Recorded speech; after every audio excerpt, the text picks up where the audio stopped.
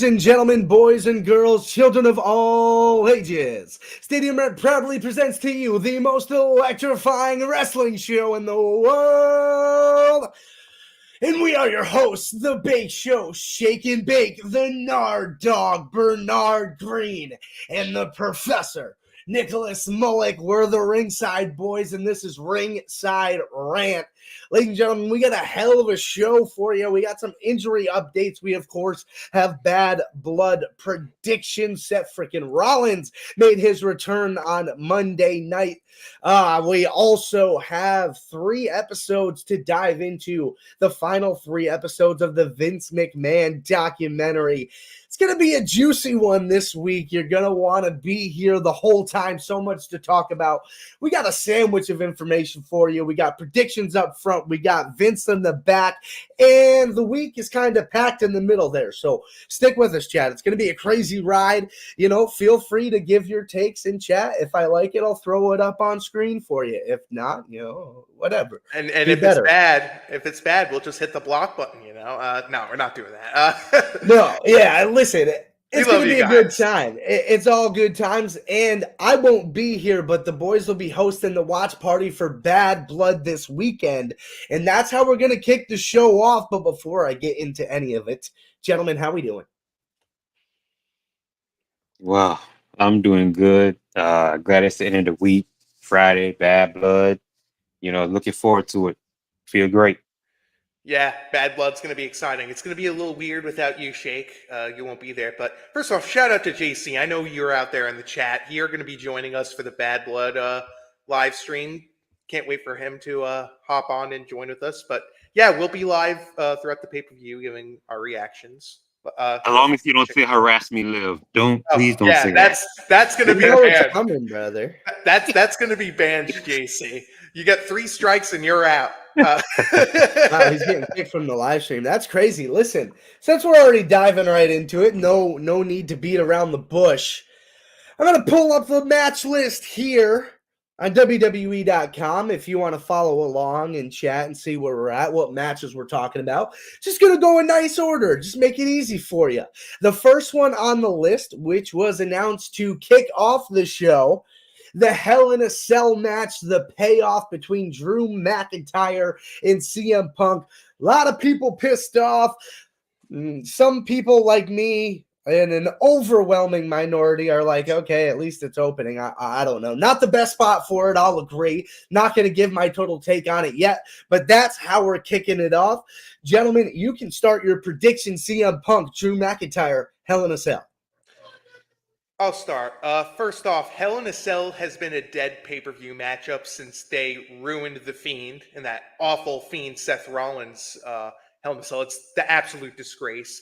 Even when Brock Lesnar came in, I think during Roman Reigns and Braun Strowman, and apparently you could, like, that stopped the match. I'm like, what are you doing here? I get Triple H is in control, and thank God the red cage is gone. The red cage was terrible. My God, what were they thinking from the beginning? Like, if you're gonna do that for the Fiend, fine, but like every freaking match, come on, man. But big bright colors. Yeah, big bright colors. That's what he likes. But I mean, I'm okay with it. Like, I'm not a fan of this match starting off, but Hell in a Cell, people complaining, oh, why is Hell in a Cell starting off? The match stipulation's dead. It's been dead for years. As for this, you got to give McIntyre the win here. You got to. But I do know, I heard one thing. I did hear a relative of McIntyre's passed away. I believe it was his aunt. Like today, I think. I think today, yes. So I'm not saying it's happening. I'm not Drew McIntyre. And again, thoughts and prayers go out to the McIntyre family. But I could see him maybe taking time off after this, just for like a week or two. But McIntyre, McIntyre needs to win this. He needs to win this. One other thing, I never want to see this matchup again because they kind of ruined it with the strap match, which was kind of nonsense. It was a good match, but the stipulation was just nonsense. Yeah, I don't know. I think they got a shot here. Bernard, what are you feeling about the Hell in a Cell? Well, I say it's a good stipulation. First of all, I'm glad they booked this match at Bad Blood, could being at that in the pay-per-view back in the day, and that in the first Hell in a Cell match when The Undertaker and Shawn Michaels had debuted that match back in '97, which is also the debut of the Big Red Machine Kane. Yes. Yeah. In my opinion, So the best Hell in a Cell match ever. Like, I mean, everyone loves to say Mick Foley and Undertaker That's my or favorite. Mankind, which was amazing. I still think it's Shawn Michaels Undertaker, the first ever Hell in a Cell. That was right, picture perfect, and just plus the debut of Kane's one of the greatest debuts ever. That's how right, great. Oh yeah. So. for I sure. mean, it's going down in history forever. And I kind of agree with Nicholas on this one. I think Drew kind of has to get the win. I get it, but I feel like CM Punk can take this loss. And if you want me to be honest, would I be surprised if he ended up winning the Rumble this year? Because that's instant credibility back, and this loss against Drew McIntyre doesn't matter. And I think after all the BS Drew has been through over this past couple of years, I think more than ever he deserves a match win like this because he hasn't gotten that big win as of late. So that's kind of where I'm at on it. And I know JC wants the heel turn. I think we may get it anyway, but I don't know. Well, Yeah, and one other thing too, I do not want to see Punk versus Seth Rollins as a feud yet. I think the plan is Bronson Reed and Seth Rollins. We'll get to that when For he gets now, back. yeah. But let me just say one thing about Bad Blood that I'm complaining more about instead of the Hell in a Cell. Jade Cargill and Bianca Belair, they're hosting this pay-per-view. Like, why? Like, why? they should be defending the titles. Well, They should defend the titles. the title should be burnt, and the charcoal should be used as like to be used in a cook-off or when you're cooking something because those They're things working are on burnt. that though. No, they're not. The tag titles are just garbage. They're waiting for the women's mid card. They are working on it. I hope because I mean, it's not as bad as. I mean, I'll say it's probably the worst division. The women's tag division is probably the worst division in all of pro wrestling, and that's saying something. Knowing the NWA is still a promotion, and Billy Corgan's that incompetent. Oh, you mean all of pro? Okay, yeah. Okay. Yes, Yeah, it's bad. Like it's yeah. it's NWA Billy Corgan level of incompetent. That's how bad they are. I'll tell you why they're hosting it. It's because you're right in the sense that the women's tag team division is horrendous, but you're not going to have a show in Atlanta without Bianca Belair and Jade Cargill, respectfully. You're just not going to do that. Do I think it's respectful to have them host it? No, you're putting those two women in a spot that like The Miz or R-Truth should be in. I know they have their own thing that's going on Monday Night Raw. Does anyone care about that, by the way? Because I don't. I could care less about the Miz tournament. It's stupid, and we all knew it was going to happen. Nobody really cares. Yeah, but the point is, because Miz sucks as a face. He's terrible as a face. He's good as a heel, but problem is, he like I like the Miz, but he's done. He's done. He hasn't done anything meaningful in a while, and I hated his brief WWE title reign. I think was it 2020 or 2021 when he stole the briefcase from Otis and cashed in. The point is, it's all nonsense. Miz, I love you. I respect you, everything that you do, but you're done. I'm sorry. Hang up the boots, become a coach, or become an actor again. It's over. I'm sorry. Yeah, and I mean, I thought they should have had Jade and Bianca lose to Unholy Union, and then why not have those two have a match at Bad Blood? I think that would have been awesome. Unless you're still trying to protect Jade Cargill because you still believe she's not ready in the ring. And I think that's what the truth is that nobody's saying out loud, but it's staring us all in the face and we all kind of know it. Fans on Twitter are saying it all the time. But Bernard, how do you feel about those two hosting Bad Blood? Well, I agree with your take. If you go into Atlanta,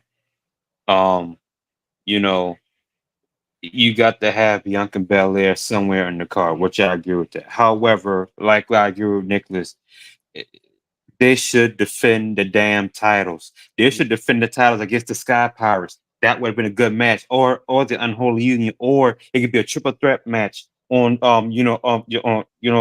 at Bad Blood. But hosting it, nah, it's like what's the point of having them hosting. Like I said, I don't have the problem with them on the show, but they need to Right. defend the damn titles, because if you want to have all these opportunities for the women as far as these titles is concerned, and then plus you're bringing in the mid card titles, you got to have somewhat elevate the tag team titles as much as possible.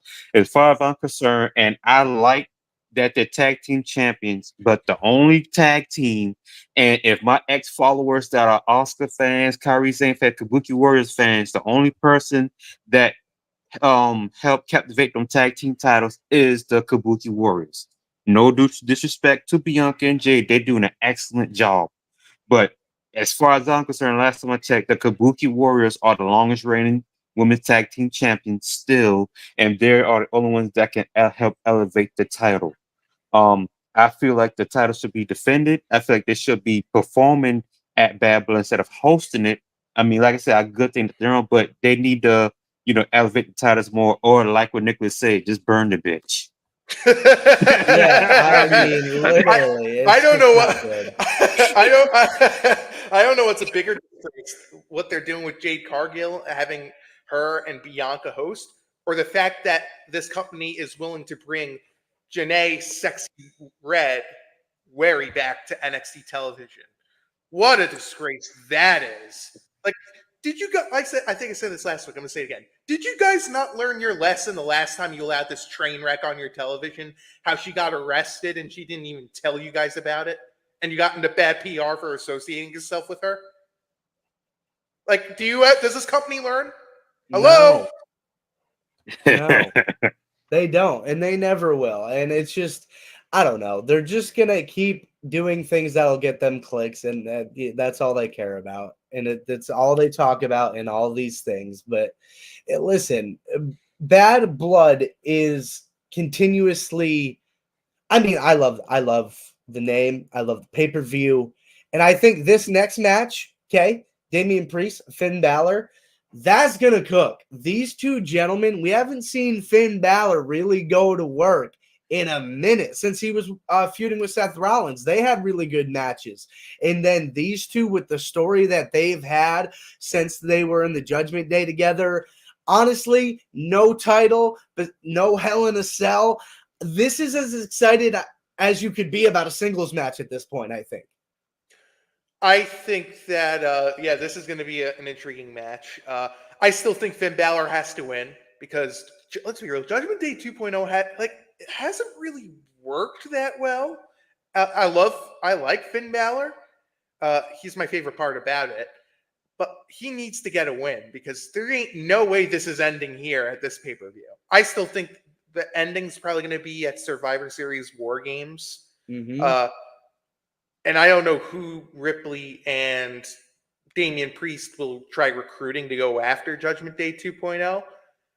But we'll get there when we get there. But the point is, I think Finn Balor has to win this match. They go into Survivor Series War Games, end the whole thing there. And if you want to continue the feud between Finn Balor and Damian Priest, maybe you can have another match. What's the next pay-per-view after this? Is it Crown Jewel? If I remember? Yeah, I think it's Crown Jewel. Crown Jewel, then War Game. And then you end that at Crown Jewel. But that's where I think it's going. But today, have Finn Balor win the match. Keep it going. Push it on further. For sure. I kind of agree. I think Finn Balor gets the dub. I think Judgment Day is heavily involved. Bernard, what do you think? Yeah. Finn Balor gets the match, gets the win. Damian Priest, I want to say Damian Priest. I want them to win, but like I said, Finn Balor needs to win. Then if they're gonna do like a best of series, like they do with the Punk and Drew McIntyre thing, do it at Crown Jewel, then end it at War Games or whatever. So I got Finn Balor winning this match. There it is. I like it. And we already talked about these two ladies. JC, contain yourself or try to, or don't, do whatever you want. But ladies and gentlemen, with the shark cage match, Dirty Dom gonna be locked up like the dirty dog prison rat he is. Gonna be in a cage while Liv Morgan and Rhea Ripley duke it out for the Women's World Championship. As far as a victor, I'm not sure how this one is going to go. Gentlemen, I'll let you ride with this one first. Here's how I'm sorry, Bernard. Here's how I view this match. Do we know if the shark cage is going to be elevated from the top of the ring, or is it going to be like next to the ring? I hope it's like it was on TV on Raw, where it was JC, like that's at the strike front, one. where it's like on the stage. I hope they do that. I think suspending above the ring is like asking for someone to get fatally injured. And stupid. Yeah, and stupid. dumb, but yeah, I think If it's elevated, which I hope it's not, because that's stupid, then I think it's 1000% going to be a Liv Morgan victory. If it's down on the ground, it's a mixed bag. But I still think Liv wins. Like I said with Finn Balor and Damian Priest, they they stretch us out a little more, have Liv Morgan win, have the Judgment Day 2.0, have the high ground, as they say in Star Wars term. Oh, God, JC.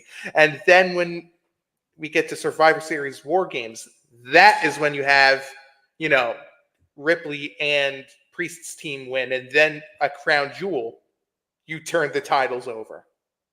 And that's that'd it. be cool. Liv Morgan is my pick. I like that, and I think giving Rhea that moment at Crown Jewel would be awesome. Bernard, what do you think?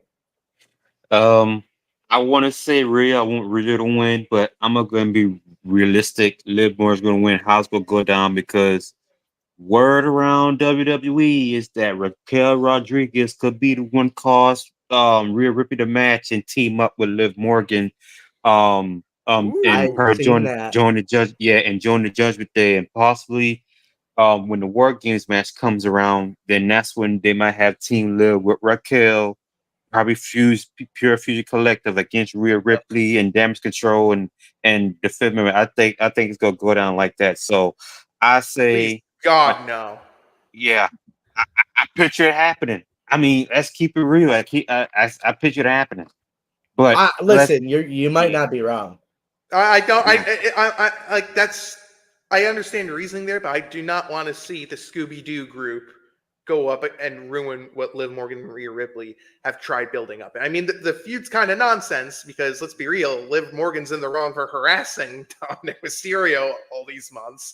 But I think that that is a good point. However, He's probably going to SmackDown though.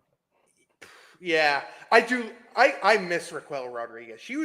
When she was in NXT, she was like my next big superstar. I thought she was going to be the face of SmackDown. Then they changed her name. To be. Yeah, and then they changed her name from Raquel Gonzalez to Raquel Rodriguez. Why? Vince McMahon. That's why. But alliteration is cool. Yeah, and I'm glad she's coming back because I think she had some sort of what was it, a blood issue, like something with her. She has an autoimmune issue. Yes, and and she's had injury issues in the past, and that's why she hasn't gotten to the heights that maybe you thought and a lot of people thought she hadn't reached, is because she gets injured a lot, and if that's not really all in her control, it's unfortunate. It's the same thing that I've said with Keith Lee. I thought Keith Lee was going to be tremendous in AEW, but it's like COVID really like almost killed him, and ever since that happened, like Keith Lee has gone down the tubes. But I'm sorry, I'm getting off track here. Point is, Bernard, I like that idea. I really do. And let's be real. I'm thinking about it. Once this feud's over, I'm like, the fish in Finding Nemo after they escape the fish tank, and they're like, now what? That's sort of like how I felt after, once Rhea Ripley gets the spell. Now what? Raquel Gonzalez would be perfect. Yeah, I think that's honestly the move, and I think that's who Dom was talking to on the phone or talking to someone about Raquel. So I hope that's what they do. That'd be really awesome. It seems like there's a lot of fun stuff in store for Bad Blood. The next match that's on the list here, I'm kind of upset it's not the last one. I'm going to go a little out of order, chat, because I just want to get this thing out of the way. Women's Championship, Nia Jax Bailey, quick as possible. Yeah. Rapid fire, gentlemen, go. So this one's going to happen. This is what I picture probably going to happen. Nia Jax probably wins the match, and then that's when Tiffany comes out, congratulate her. Nia Jax probably going to tell her about bow down, woman. I mean, of course, for God's sake, she nearly choked the poor girl out last Friday night on SmackDown. So I got Tiffany Stratton getting tired of her shit. You know what? hit her with the briefcase, cash it in, hit the best moonsault in wrestling, and then she becomes new champion. Then Charlotte Flair comes out, Oh God. and Charlotte Flair comes out, and she come and confront whoever the winner of the match, whether it's Nia Jax or Tiffany Stratton.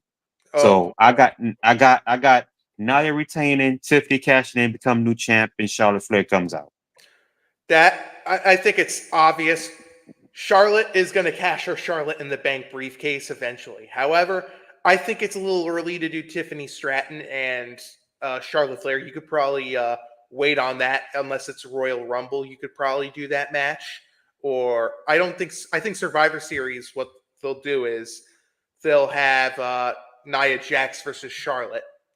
Nia Jax wins because for some reason she's getting pushed even though she's garbage, an absolute dookie in the ring. I mean, seriously, that's what she is. Like, she's dookie. She's terrible in the ring. And yes, that is a no holds barred reference. You know, the one movie that Hulk Hogan was in.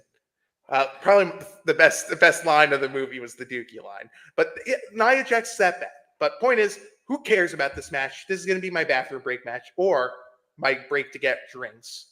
I won't leave the camera because we'll be live watching this, but that would have been my bathroom break. Wow. So, Hold on, shake bake before you go, Nicholas. I just hope you know that we're live and everybody can see this. If Nia Jax see this, she's gonna come to you and she's gonna squat on you. Why would That might be the last we ever see of him. Shit! I don't understand what you mean by that. Like in other words, she gonna get you for bashing her on live. Let me be real. I don't go on social media too much. I just go on there to post my articles on Stadium Rant. By the way, if you're watching this, go ahead, go on stadiumrant.com. You can see all of our links and everything, sub, like, do everything like that. But yeah, I could care less. I mean, I really could care less. I really could care less. What you got, Shake Bake? Who you got winning this match? What's your prediction? Yeah, Jesus. I don't know. I was with you all the way up to the Charlotte thing. I think Charlotte, I agree with Nicholas. I think that's going to wait a little bit. I think I do think Tiffany's going to cash in. I just can't stand another damn minute of this. I can't stand another minute of Nia Jax as the champion. That's what I'm saying. Terrible. Like, I can't do it anymore. She's not adding anything to that championship. Like, respectfully, I don't want to be mean to her as a person. I'm sure she's cool, but like, whatever. It's just like, I don't know, man. Tiffany Stratton is clearly where you want to go. Just do it. Nia is not doing anything for your show. Like, if this was Bayley, I'd say sure, drag out the briefcase longer, but it's not. Maybe Bayley wins and that's how you drag it out. Fine, I'm okay with that too. As long as Nia Jax does not leave Atlanta, Georgia with that damn championship, I'm happy. I think Charlotte Flair coming back at Crown Jewel would be really cool as well. If they do something like that, she confronts the winner of rematch between Nia and Tiffany. That would be cool too. So I don't know. I'm all over the place with this match. I think we already spent way too much time on it. Yeah, who cares? So here we go. Main event time. Bloodline 2.0 members Jacob Fatu and Solo Sikoa against Cody Rhodes, the Universal Champion, WWE Champion now, sorry. The WWE Champion and former WWE Champion, the Tribal Chief, the OTC, Roman Reigns in a tag team match. This one's going to be fun. Heck yeah. This is going to be fun. But I'm going to be realistic with this too. I want Roman Reigns and Cody Rhodes to win because I'm so sick and tired of this Solo Sikoa Bloodline 2.0 bullshit. Like I said, Solo is not it. Jacob Fatu is it, but not Solo's. But Solo and Jacob Fatu, they're winning this match due to interference. And that's when I think we're going to see a heel Kevin Owens help interfere in this match to have caused Roman Reigns and Cody Rhodes in the match. That's what I have. That is intriguing. Honestly, out of all the matches we've talked about, this is the most unpredictable. The other four they're just the most predictable. I'm sorry. This one, I could see it going either or. If it was me, I think they're going to give the win to Cody and Roman. because, they had that awesome Georgia Tech stuff. They're in Georgia, Yeah. send the crowd happy. And I think Solo's getting pinned. That's for a fact. Because Oh yeah. he's listen, no offense to Solo. I miss the NXT version of you. You're not good in this role. I'm sorry. Thanks. I don't want to say he stinks because he shows promise. Like he's not Nia Jax level of terrible. At least he doesn't. He botch can in the wrestle ring. at least. Yeah. I think it's going to depend on what they do on SmackDown because I believe the Tongans are going to be defending their tag titles on that Triple show. threat ladder match. Yes, which that's going to be must see. I can't wait for Yeah. that. But one question I ask you, and me and Shake discussed this previously. Rock ain't showing up, is he? I don't know, man. No. He tweeted earlier. So CM Punk, there was the tweet about him not being the main event, and the Rock quote tweeted it, "Get fucked" at CM Punk. And Nicholas and I had two opposing views, but like when he said how he felt about it, I was like, okay, I see where you're coming from on that too. Yeah, let's dive right into that. Does The Rock show up at Bad Blood? It's a possibility. It's a possibility. Will he? I don't know. I'll steal a quote from LA Knight. Nah.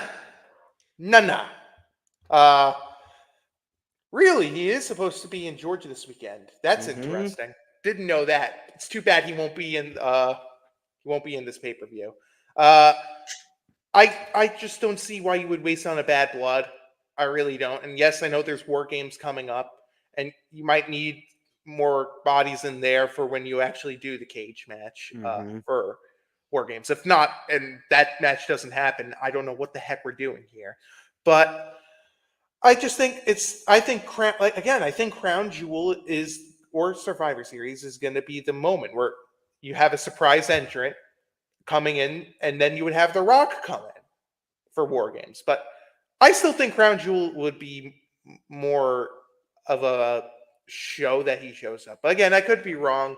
I just don't see it on Bad Blood. I'm sorry. I just think it's too early for him at Bad Blood. So all I'm gonna say is Pat McAfee said, "Did you hear he's showing up on Friday?" So he may poke his nose in on Friday. I don't know. I just think, why would he decide to tweet that if there was no mention of him like whatsoever? Nobody even said his name. CM Punk didn't say his name. I think it's weird that he decided to have a take about the main event, is what I'm saying. Why would he have a take about the main event if he wasn't going to be in it? Randomly, I should say. If he was one of those, if he was a Rikishi, like, oh, if I was in that type of guy, or tweeting all the time for clout, I'd be like, okay, this is The Rock. He's just talking shit because that's what he does on social media. I think everything is done at this point in the WWE universe. Anybody who's involved in TV is done on purpose. I really, really, truly do. And I think that's why he tweeted it as a teaser. I don't know if he shows up Friday. The Rock will show up and be a part of this match on Saturday, is my take.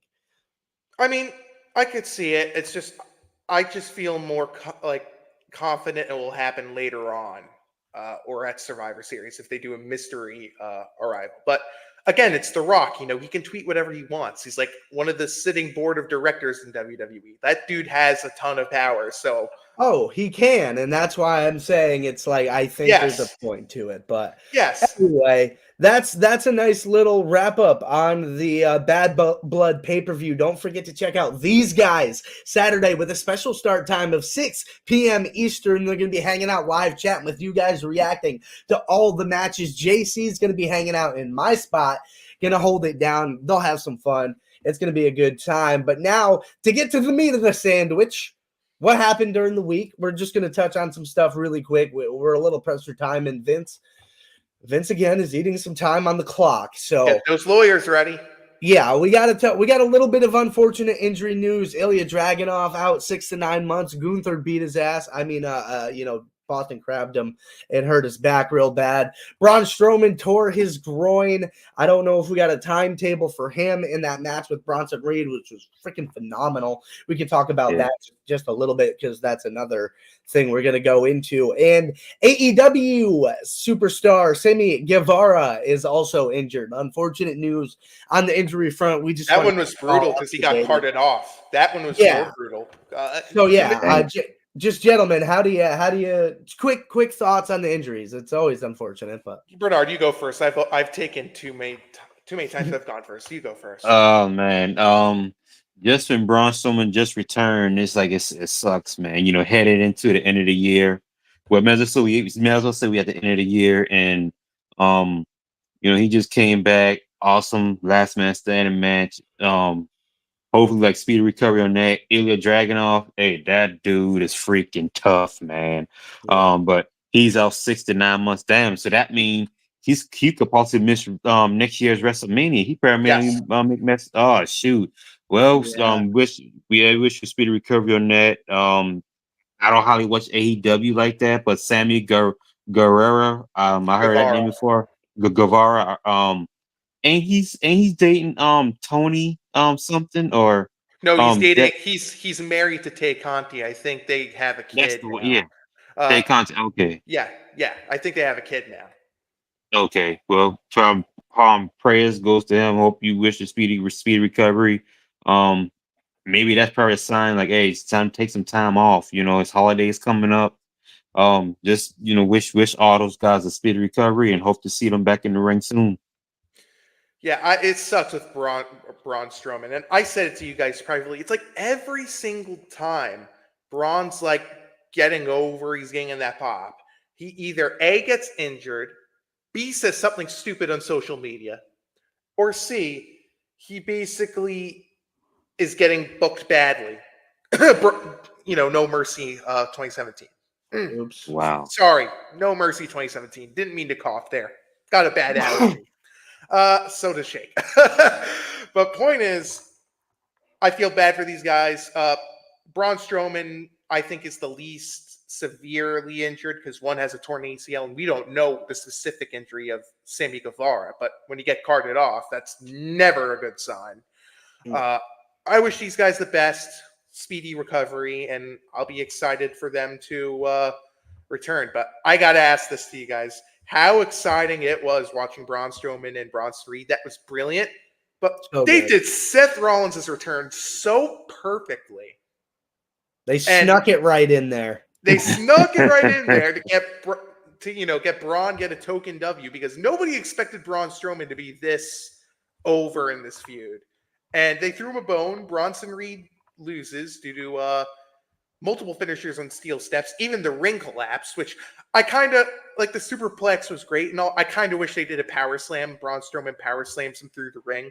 But I get why they did it. It's probably more safer to do the superplex. But man, what do you guys think of Seth Rollins' return? That was awesome. I love it. Out of nowhere. I didn't, because see, I know because last time I saw him, he was on Sunday Night Football prepping for the game with Rodney Harrison and them and all. And then next year I saw someone coming with the hood. I saw someone running. It was like out of nowhere. And I saw the hair. I saw, oh snap, that's Seth freaking Rollins. Yeah. Come out of nowhere. Just like, yo. Like, yeah, they did that so perfectly.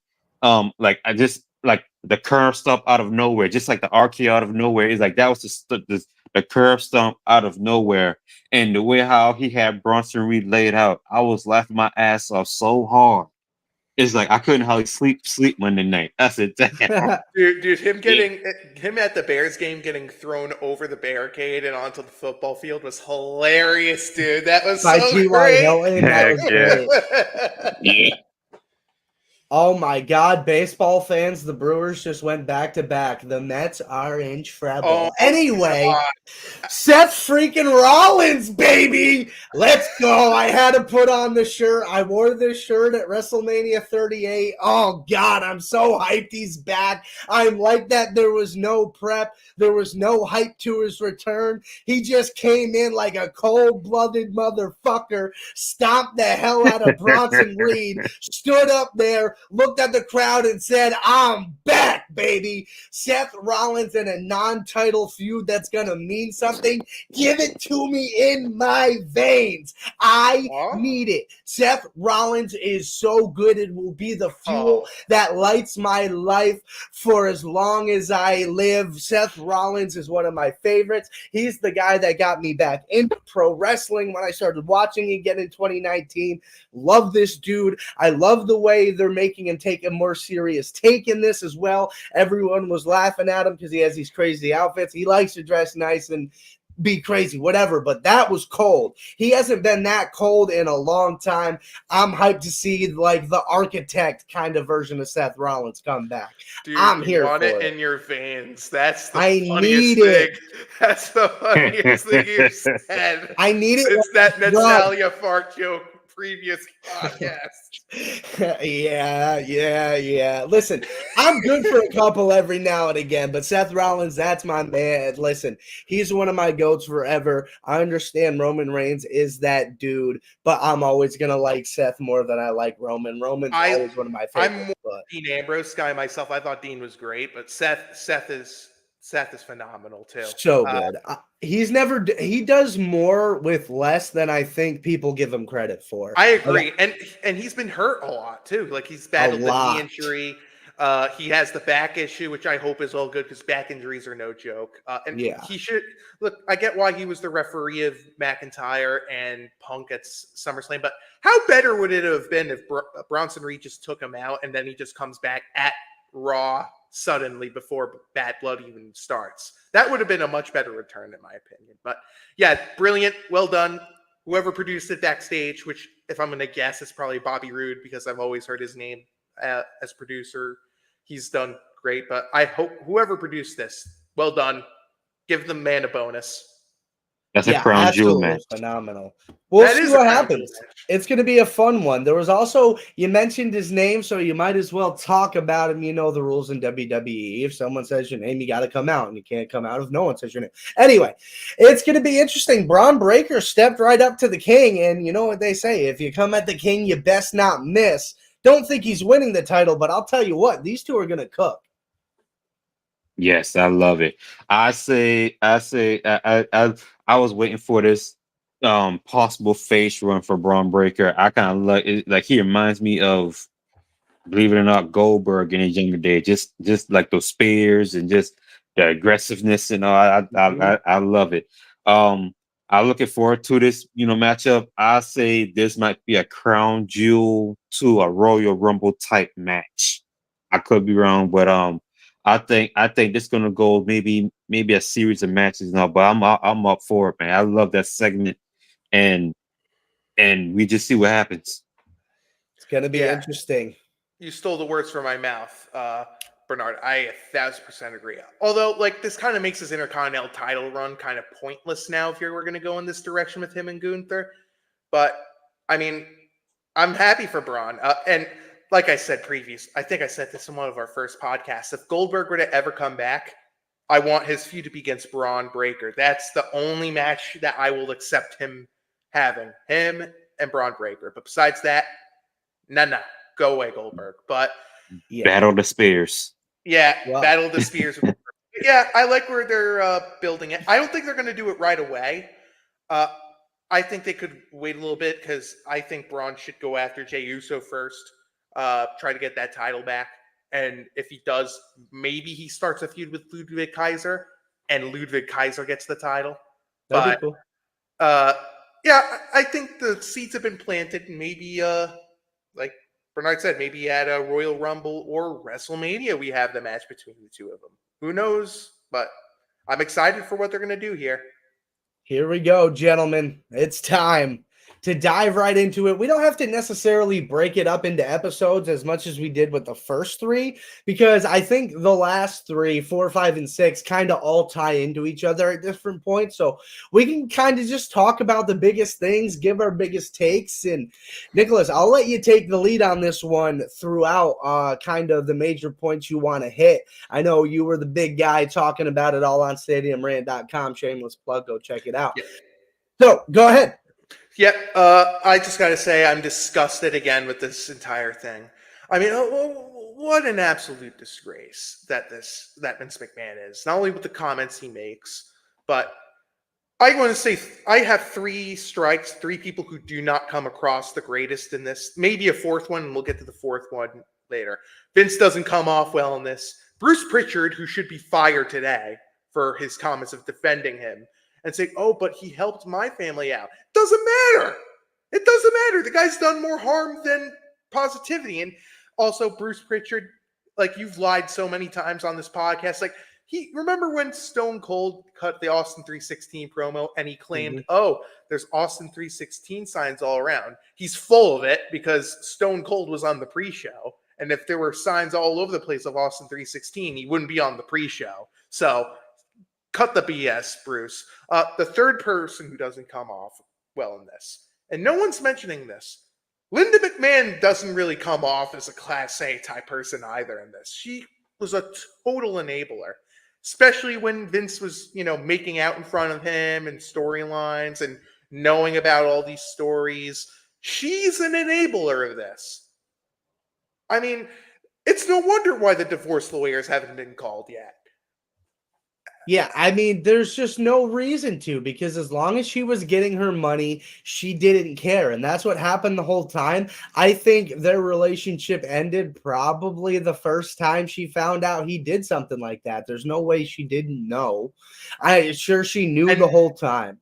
Yeah, and this wasn't mentioned in the documentary, but I think Dave Meltzer mentioned it. I think it's Dave Meltzer. His reporting has been great the past few years, but I think he said this a few years ago before the allegations hit. There's a rumor that Linda and Vince McMahon are living in separate houses, and they just don't want to do the paperwork for stuff. But because when Vince McMahon is seen in public at diners lately, he's with different women. Yeah, like, he's never with Linda McMahon. So I wouldn't be shocked if they're separated, or they just don't want to go through the hassle of the divorce. They probably will now if Linda, tries to kick her way back into politics, if who, I won't mention his name, gets office again. But let me just say another thing too. 2 other people that don't come off well. Bret Hart really rubbed me the wrong way when they got to the Owen Hart part. That's the saddest. It's up there as one of the worst things that's happened with the Owen Hart stuff. And shame on WWE. The pay-per-view should have been stopped. But with Bret Hart saying that the thought came to his mind that Vince McMahon in WWE killed his brother just to get back at him. What type of person thinks like that? I guess it's a Vince narcissistic McMahon. person. That's exactly. And yes, the one thing I like about Bret Hart is he's real. He's admitted his faults and he did forgive Vince McMahon. But the fact that the thought came into his head, they murdered him just to get back after him. You do realize he left the company in 97 and this happened in 99, right? There's no way they held a 2-year grudge this way. Did it affect Owen's push? I don't think so, because they would have let Owen. I don't think that affected his push, because if they did, they wouldn't have kept Owen Hart. And the reason why his push was down is because, and this wasn't mentioned in the documentary, Owen Hart refused storylines in the Attitude Era, because the Attitude Era is full of craziness. I mean, the stuff that they showed on there would never be appropriate. And Owen didn't want his kids to think that his dad was cheating on his mom. So who could blame Owen for saying no? And his punishment was the blue blazer gimmick. And sadly, that did. And I'll mention this one fact that wasn't mentioned about the Owen Hart stuff, and then I'll get your guys' opinion on it. You want to know the worst part about the Owen Hart stuff is, too? And that show should have been stopped. But the worst part, we almost lost 2 people that night. The original plan was to have Owen on the ceiling and lowered with Max Mini, a professional wrestler. He was like a mid pro wrestler, on his stomach. There could have been 2 deaths in that ring, maybe 3 with the referee who was in the. This wasn't mentioned either, but Jimmy Corderas was clearing out the rubble on the ring. There could have been 3 deaths that happened that night, and they had to cut it. But Owen Hart, he tragically lost his life, and it's a shame that show went on. It should have been. It was a crime scene. Show should have ended. Everyone should have went home. They should have investigated what happened. Yep. What a disgrace. I'm sorry. You guys go on and talk about this. I'll speak about the other BS later. Yeah, we're getting a little up against it, but yeah, I mean, it's just horrible. I mean, I agree. You say with with the Owen Hart stuff with Bret Hart, that's where he rubs you the wrong way. But like, that's who he is. Like the whole reason the Montreal screw job happened is because he refused to give the title to Shawn. I get he didn't like him, but this is probably one of the million things I disagree on with Vince McMahon. This is probably the one thing I agree with is the fact that like Brett was just refusing to give up the title. That's And not then true. like at the end, he agreed to something. But like the initial thing, he said it. He didn't want to give the belt to Shawn. No. Here's the one thing they missed, and this confused a lot of people. Brett did allow, like, he gave Vince candidates to drop the belt to. I think he gave Stone Cold as an option. I think he gave the Brooklyn Brawler as an example of someone like people he was willing to drop the title to, except for Shawn. They didn't mention that in the documentary. I don't know why. And the worst part too is he had creative control. He had creative controls, like with Hogan having creative control in WCW. And the final few months of his contract, Bret Hart had creative control. So he could change the match on the fly. This was the only way Vince had to get that belt off him, was to do the screw job. That wasn't mentioned. And I don't understand why, because it's an important detail. But yeah, Vince did what he did, and as a result, he got punched in the mouth, he got a concussion, and I think Yeah, black eye too. yeah, he had a black eye too. So, yeah, Yeah. the point is, I don't blame Bret Hart at all for the way he acted with Montreal, because it was in his contract. He was in the right there. And when Shawn Michaels admits to being a piece of work and saying, "Oh, I wouldn't put you over the same way you would do for me," that rubs you the wrong way. And I could understand why he wouldn't want to do business for him. But it's an important detail not mentioned. I wanted to bring that up while you were explaining it. Sorry. Yeah. But yeah, I don't know. Like it just is what it is at this point, and nothing after what I saw surprises me. Bruce Pritchard is just like, He's a I don't piece of know. work. He is just, I think the fact that he is just getting so defensive is just like, well, maybe we should start looking at him a little bit more. No. I don't know why he still has a job in that company. I still I'm don't telling you, understand it. he's got dirt on everybody else. The only way. Okay. Yeah. I'm gonna touch on this a little bit because I know like to be pressing for time and all, but um I it's like I look at the one where with the Sable situation, Brock Lesnar's wife and all, and I want to ask y'all this too. Um, I think I disagree. I forget who said this in how Sable was underrated in WWF one time. I don't see that happening where she was like the hottest thing going inside the women's division in the attitude area at that time and all. What I really didn't know is that the fact that she filed and did a lawsuit at WWE, and then Stephanie and Vince they did a segment on live television, and Stephanie actually put Vince and Sable on the spot like that and all to where it might can actually mess up her Hall of Fame induction and all. So my question is to y'all is, do you think probably not this year or next year, like I said, maybe what 3 to 5 years from now, do Sable get inducted into the Hall of Fame? No, not with Brock. And this documentary confirmed Brock Lesnar is the UFC champion that Vince was texting to, Yeah. which that's double horrible. And the fact that these reporters are reporting that it's confirmed, I mean, he's not coming back anytime soon now once the lawsuit's over with. But with Sable, no, I don't think they're going to induct him. They didn't even mention that she was married to Brock Lesnar at all throughout Brock's time, even before the allegations hit. So I doubt that she gets in. I really do. Yeah, Wow. I mean, I'm not too sure at this point. I don't know. I don't think it's gonna happen. You want to know what I'm not too sure about? The drugs that Vince McMahon was on. This is episode 5 when he's talking about that he has, like, if he's thinking one thing, he thinks another thing in his brain, and then a third thing. You want to know what this idiot decides to say is he's thinking about in his third brain? Entertainment, fun, and the 3-letter word, sex. I'm like, Why the hell would you say that? With your previous scandals, the Rita Chatterton stuff, like, why would you say that?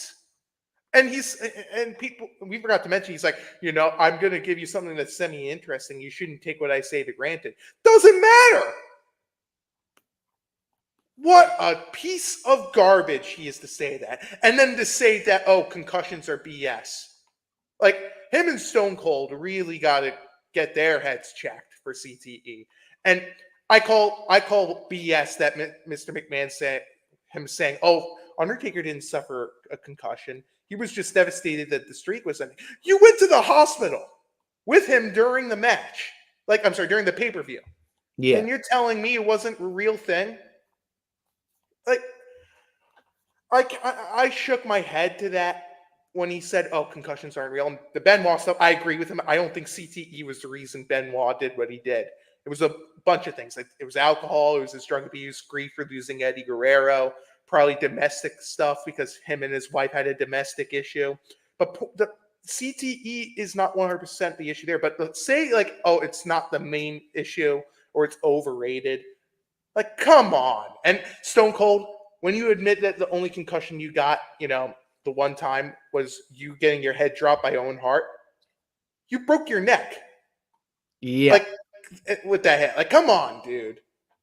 Yeah, I don't know. The CTE stuff, I don't know. I don't know what I expect. That's kind of what I expected out of Stone Cold with the CTE stuff. I don't know. Whatever.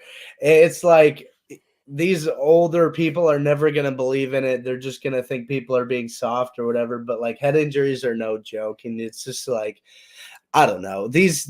He clearly has head injuries. Vince McMahon is a truly damaged individual who refuses to admit he has any faults whatsoever. You know who I feel bad for the most in this? Well, and then I'll say one other thing about Vince. I feel bad for Shane McMahon. Shane McMahon really comes across as someone that you have to feel remorse to because there was an argument Vince had creative because Vince was so powerful. They disagreed on an idea, and he's like, here, take a knife right here if you want to take control, or if not, buy me out, and then you can do it. What type of father would react that way?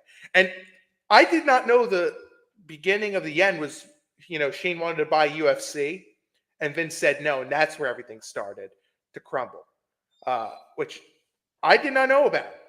Seriously, Yeah, I did not know that it was the starting point was the UFC thing falling apart. But yeah, Vince doesn't come off well. And I mean, I think this documentary, we all knew he wasn't going to come off great, but it's just sad, and the fact that he confirmed the story about him and Stephanie McMahon, having that relationship is crazy. But the fact that Vince was angry that they couldn't stream the pay-per-view live, of their wedding, their real-life wedding, and then you go ahead and book yourself in a DQ match, and then it's if there's one bruise or one this, I'm coming after you. But the fact that he would even do that because, you didn't let me live stream your wedding, guess what? No DQ match. I'm going to go after you. And what type of individual would do that? Really? Yeah, he's a piece of shit. And it's just, I don't know. There's nothing that's going to surprise me at this point. I probably haven't seen it all, but there's probably nothing that's going to shock me at this point. But nope. Hey, listen, pretty good episode tonight, gentlemen. It was a good one. A lot of discussion about a lot of things. Don't forget to check out stadiumrant.com for articles on your favorite teams, players, and leagues. Follow Stadium Rant on all social media. And don't forget, Saturday night, 6 p.m. Eastern, these fine gentlemen will be hanging out, reacting live to Bad Blood. But until next time, if you're not down with that, we got 2 words for you.